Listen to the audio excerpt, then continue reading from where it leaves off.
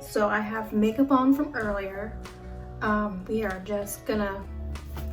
We're just gonna cover it up, basically. We just use it as a base. It's like a nude color, so we're just gonna use it and call it a day. We are gonna use JamesCharles palette. So we're just gonna give you some warm colors.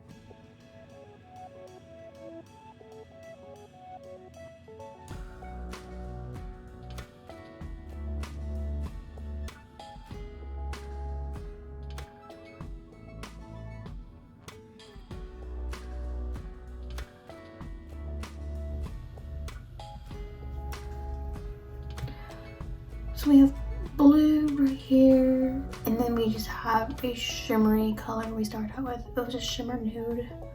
And then we put purple right across here, and we put a hot pink right there, and then a bright orange right here. And the same thing goes right here. So we put purple right here, pink, and then orange. So we kind of just the exact same thing on both sides.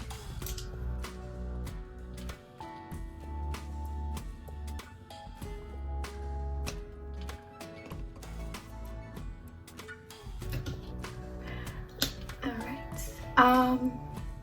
If you like my video, like it and subscribe to be able to watch more videos when I post them.